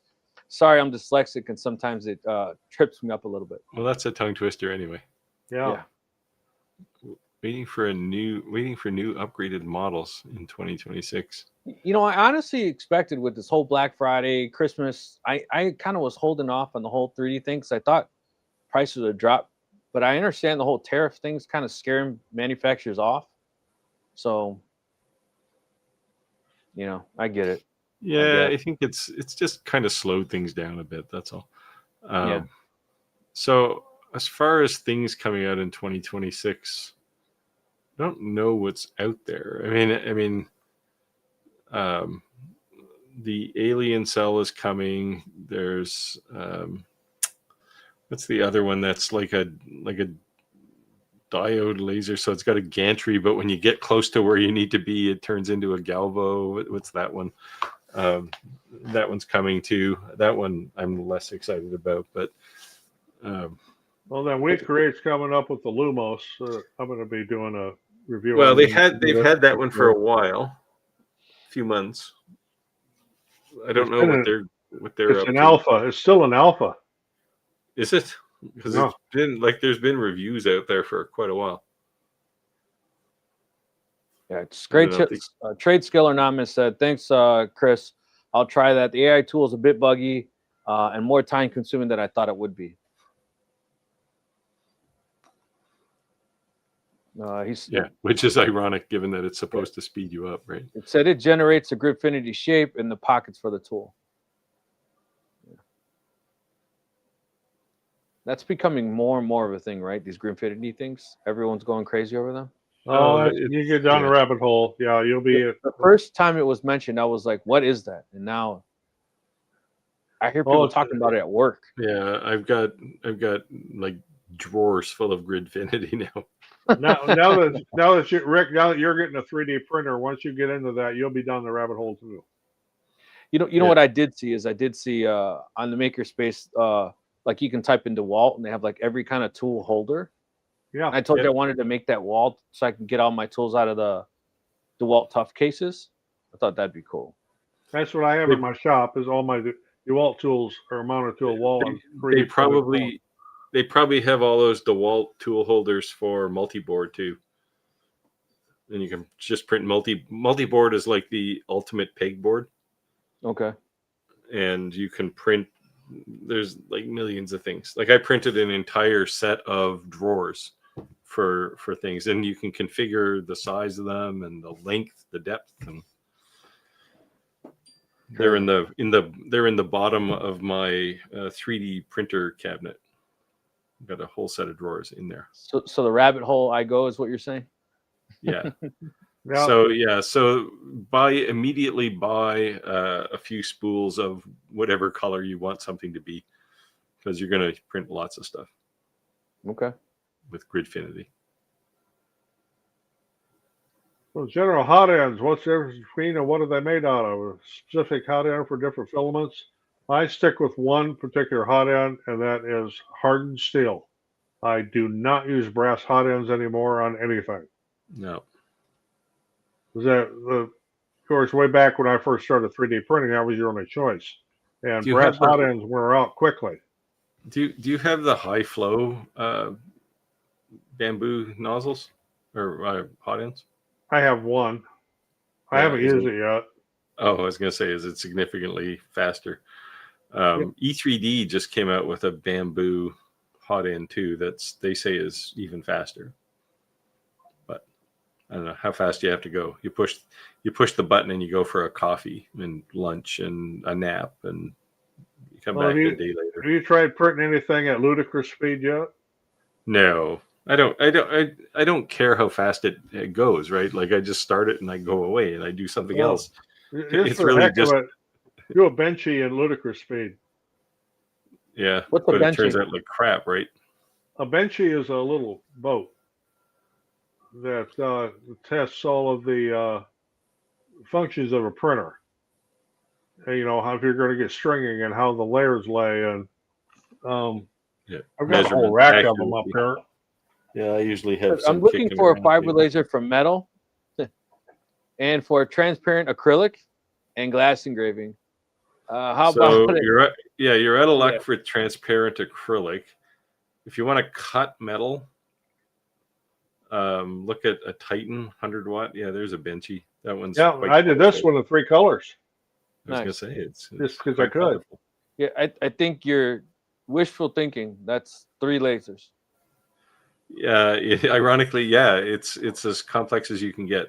So glass engraving, you're really looking at a UV. Yep. Transparent acrylic, CO2, and for metal, fiber laser. Nothing less than a 60-watt. Yeah. Now there is what's the new one that came out? There's a X Laser Lab or something. They have one they say does all of these things. I don't know how realistic that is, but the one thing I always say is that anytime anything's a multi something, it's not the best of any of them. Yeah, it's usually the worst at all of them. Yeah. Yeah. Just give me 1 second, guys. Beam Me Up says, Chris, you've been learning. You've been learning. Is engraving and 3D printing your full-time job? I remember you here from 2 years ago. Well, 3D printing has been around a while, so he could have been doing this for 3 years or 2 years.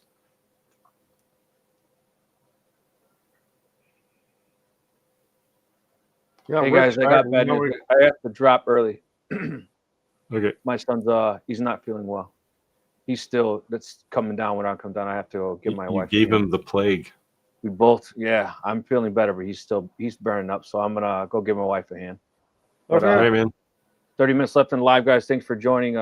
Stephen Rogers. You'll have to shut us down at some point. Oh, okay.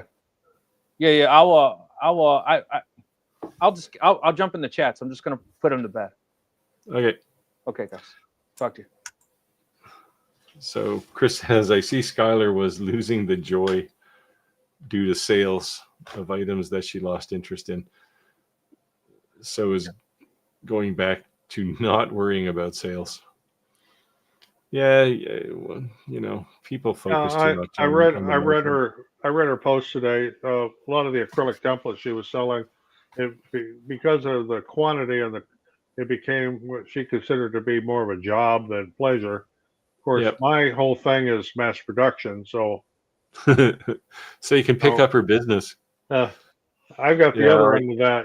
I hate doing 1 and 2, one off or something like that. But somebody wants 100 or something. Yeah, I'm all over that.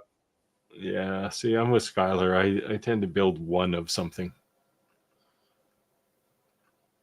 or or a whole bunch of the same thing for one person. But never just, selling coasters randomly up on my website. Jim said, Jim has a question for you, Roger. Yeah, actually, where do I sell my products? Mostly, I would say 90% is B2B, direct. And the other 10%, I do sell like these laser mounts like this. We have a website called moonshinecrafts.com. And we sell that type of thing on there. And a few of the other little odds and ends. But mostly what I do is in quantity, en masse, and B2B. I mean, I don't do craft shows except for 2 weeks ago. I did one Send anyway. your daughter for that, right? Yeah. All the best marketing, ABM marketing, we'll still use his old name. I think what Steve said about conspiracy goes for all manufacturers. I think so too.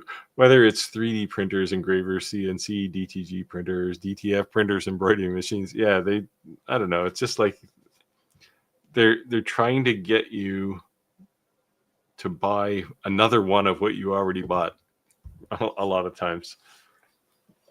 Which is fine. If it's like bamboo, I'd have no trouble buying another bamboo 3D printer because, hey, it's great.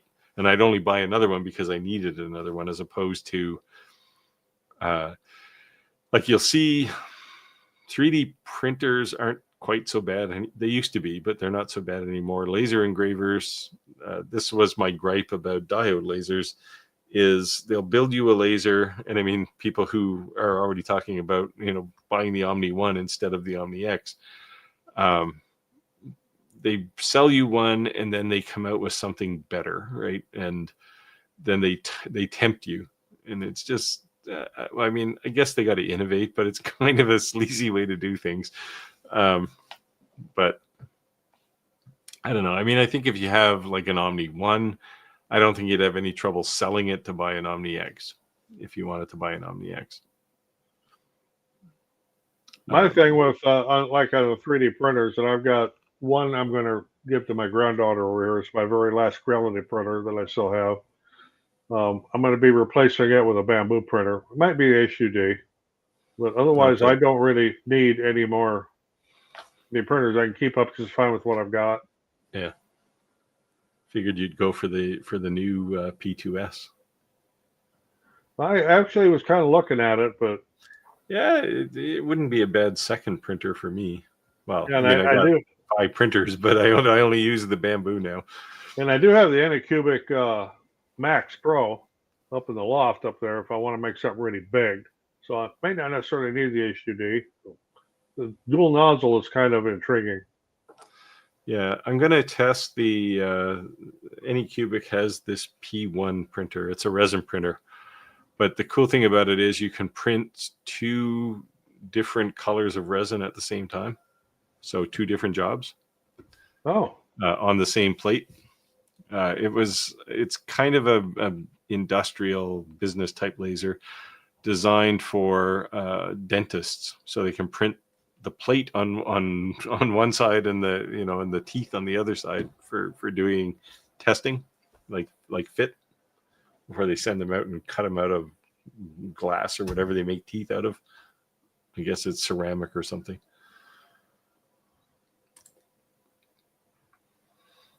So that's probably a late December, early January kind of time frame. All the best says I see that all the time on YouTube. Yeah, it's YouTubers. We're awful people sometimes, but it's always, hey, look at you. I did a video last week on this, but look at this new thing, right? That's not the intent, but that's how it seems to work out. And out. I don't know. Did we lose Harold? You can take this one, Roger. No, I'm still learning so I can help others to find solutions to look at problems in a different way. Yeah, that's a good point. And, I try to mentor new users and try to help them out any way I can. I know Steve does the same thing. I have one set up for next week. In fact, bit of a crash course lesson for someone I know on how to use fiber lasers. And Ice Cube's in a tumbler. Now we know how to make an applause sound clip. There we go. that's what it sounded like. It sounded like you were. I can do it again here. It wasn't. Yeah, you didn't reproduce it. Not as good as Well, the first time. My ice is No melting. liquid left in there. That's why. No, not much left. Santa's laser engraving says Chris. Sometimes she would like to regift. This was the Chris being her Christmas present, or vice versa. Maybe she wants to be someone else's gift. Oh.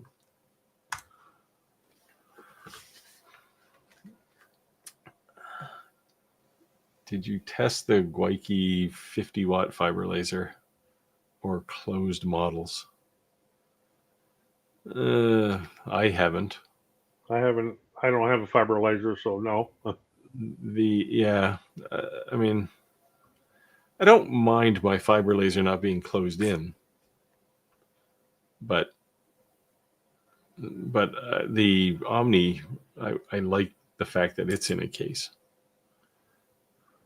So Harold's asking, why is Skylar not on our lives anymore? She needed to drop out for her family and business reasons, but her daughter was cheering or cheer or something. Yeah, she has and family she doesn't activities. like us, so I'm weeping.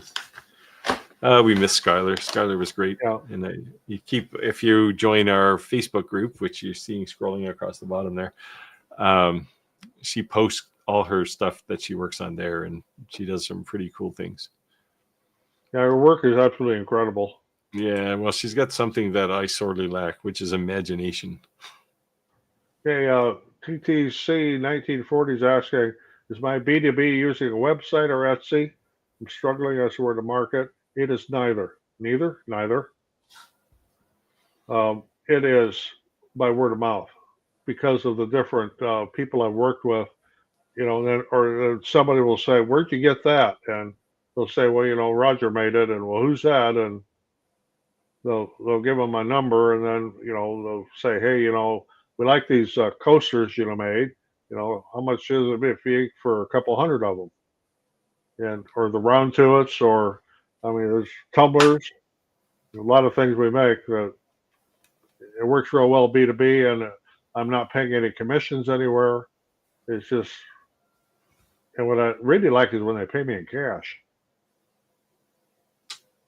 Keep that tax man out of the way. Yeah. What money?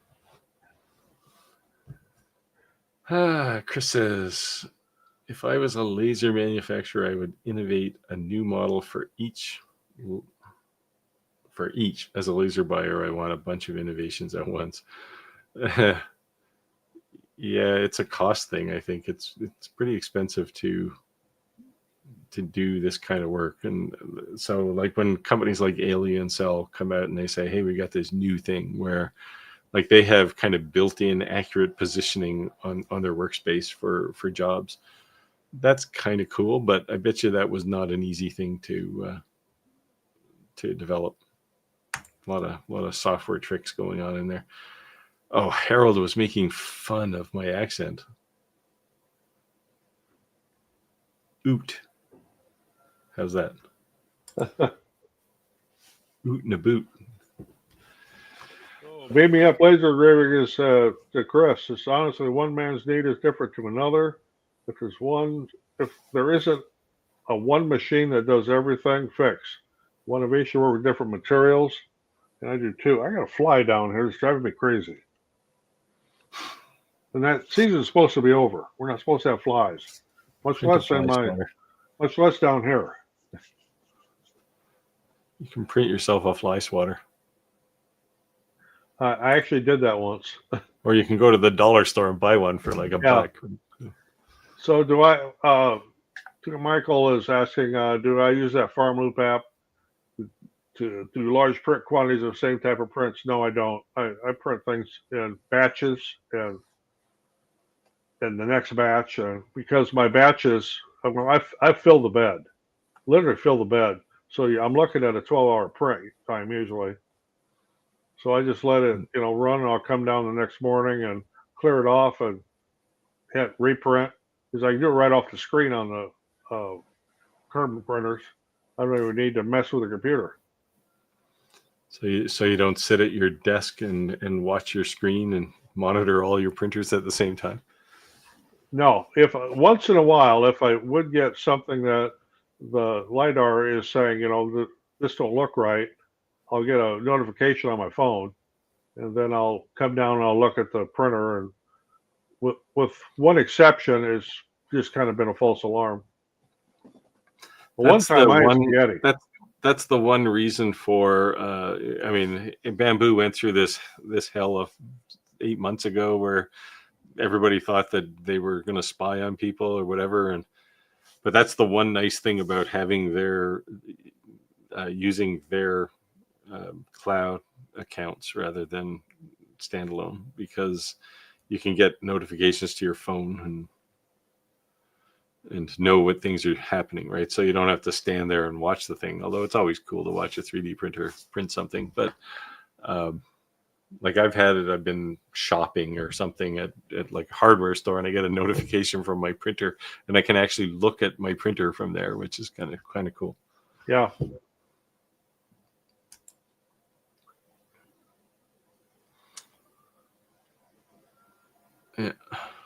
Yeah. Yep. Beam. Chris says yes. Yep. Beam. I have lots of machines for the same reason. Well, I guess that's the, one's busy, so I'll just go to the next one, right? Well, I've got since I have the advantage of having so many lasers, I have one laser set up to do, for example, slate coasters. Another was set up to do cork. Another was set up to do ceramic. Another was set up to do wood cutting. Actually, several companies do wood cutting. We did a lot of it. But it's nice. You don't have to go reconfigure your laser for anything. It's just all set up. Just plug and play. I had to go look up the answer to the next question here. Redu says he's asking me, because I use Kittle, how does it compare to Cuddle?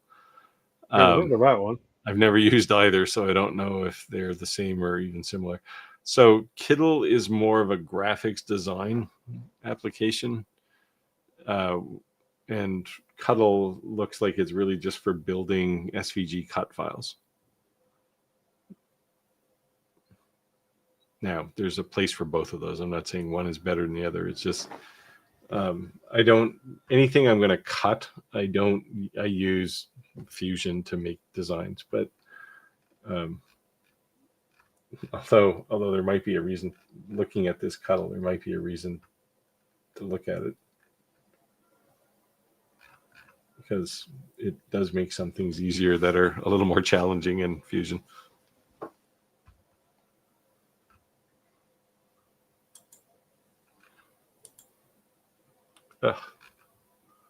Where'd we go? There we go. Well, I was talking about what Skylar made, the Interloop Cross. So simple, but look complex. And it was a beautiful piece of work. It looked awesome, yeah. Yeah. Yeah, that's definitely something I'm not capable of making. Now, Beaming Up Laser Graver says a machine is only as good as the person operating it. It's like giving a man who's never used an axe versus giving an axe to a professional woodcutter. Yeah, this applies to pretty much everything. Right? Yeah, it's like it's the teach a man to fish model.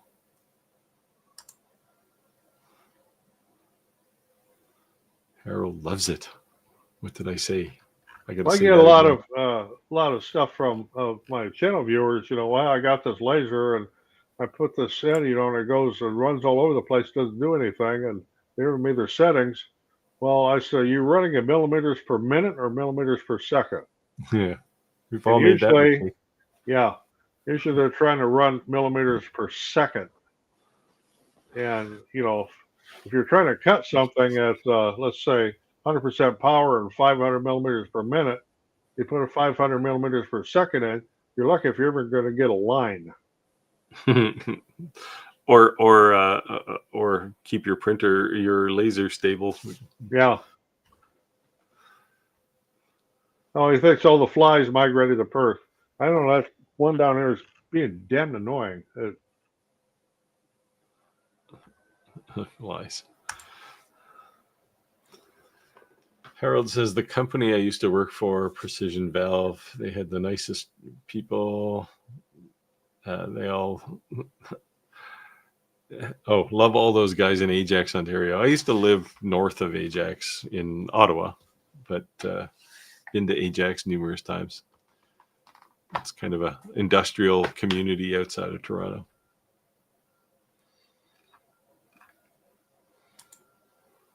So where did Rick go? Drive by? No, his son is feeling under the weather. And Beam Me Up has donated $2. $2 Australian. That's like real money. Enough to buy an Australian beer. Maybe. Not a good one. Here we go. Dad joke. When did the cowboy get a dachshund? You want to get along, little doggy? Say, get along, little doggy. Yeah. Well, we got about 10 minutes left here. If you got any questions or comments or anything, post them up there. We'll be glad to review them and talk about them. Are you back to shop work again, Roger? Or are you still making candy boards? No, we have shipped. Yeah, we've shipped a whole ton of them, and fortunately, I'm done with that for a few months again. So now I'm working on Christmas ornaments for some projects, and here's one of them here.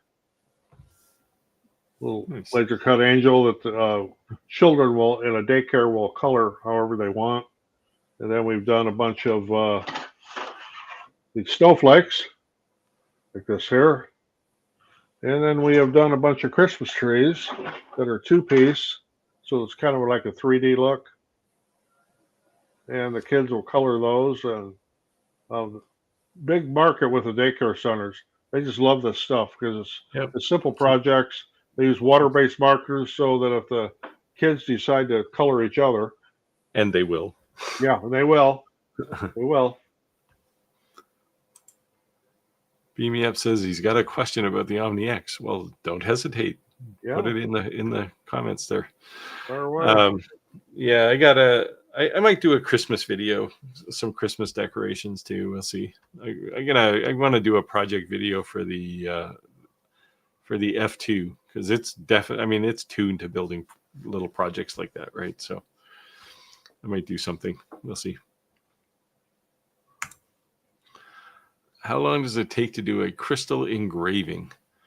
And is there ever faults in engraving inside of crystals? Well, so this little Harry Potter guy took, I don't know, it was like 15 minutes. It wasn't too fast. I could definitely make it faster than that.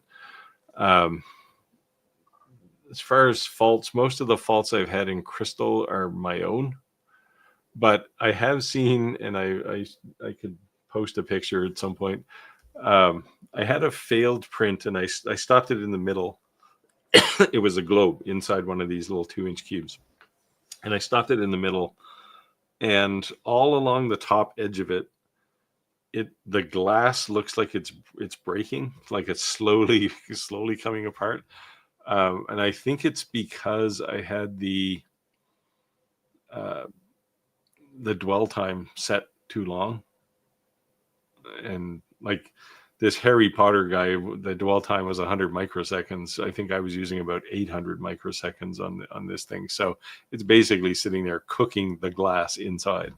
So it's like it doesn't get, there's not a lot of heat, but it's basically fracturing the glass. So if it's sitting there, it's just going to make it worse, and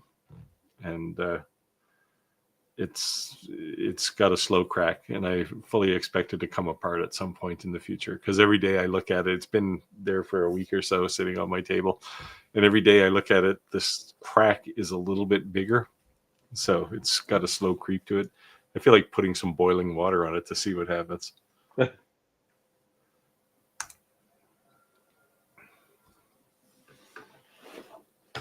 You not going to take that?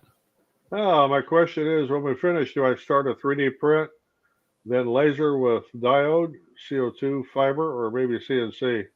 Do not try to do a 3D print laser engrave with a diode. You're Yeah. you're gonna have melted mess. I've never tried it with CO2. You get the same thing. So the problem with doing 3D prints with those kind of lasers is the surface gets hot. So you're making a 3D print, but you're doing it by burning the material away. This is why the UV lasers are so cool, right? Because it's not a burning process, it's an ablation process. So it's literally blowing little pieces of material away rather than burning it. And in the video I just put out today, I redid the mandala on the 10 watt Omni X, and I mean that thing's down, I don't know, 5 almost 10 millimeters in, and like even the 5 watt one looks spectacular, but the 10 watt one just looks like somebody spent hours chiseling away with with carving tools to make it. I also wouldn't try CNC on a 3D print because unless you could slow that thing down to like 10 RPM, it's just going to melt the plastic. Yeah. And laser is the same thing on a 3D print. Don't try and do that. Santa engraving, laser engraving says, so in a UV you have what settings? You have speed. So it depends what you're doing. Speed is something you'd have if you were doing engraving of something like text or some vector thing. But normally for something like an internal engraving in crystal, you'll have dwell time, which is loosely a calculation of speed, and frequency, and pulse duration. So pulse duration is how long is the pulse that you're hitting with. Frequency is how quickly are you doing that, or how often. And dwell time is once you get it there, how long are you staying there, just doing that. So you could have like a pulse duration of, I don't know, two nanoseconds, but the dwell time could be 800 microseconds. So it's doing 2 nanosecond pulses for 800 microseconds. And that, in a sense, controls how fast you're doing things.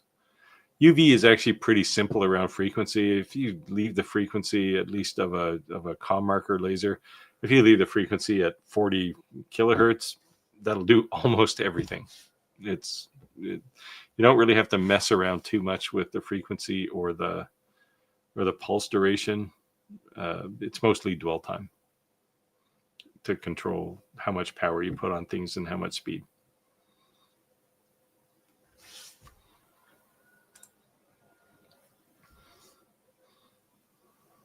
Your turn, Roger. Oh, wait, no, this is an Omni X question. Beam Me Up Laser says, fascinating. Put it in the freezer. Yeah, well, this is my cracked crystal. Another question of the Omni X. What do you rate it compared to other engravers? So I would only compare it to other UV laser engravers. It's from a capability perspective, it's almost equivalent to the Omni 1, but it's enclosed, and the one feature it has that the Omni 1 is missing is the ability to control the height, which allows you to do the internal engraving and autofocus, which is also very nice. So I don't know. I wouldn't necessarily compare one to the other. They're all like all 5-watt UV lasers. I guarantee you, they're probably all using the same laser control module, and the same laser module. So it's a case of whose name do you want on the outside of the box, for the most part.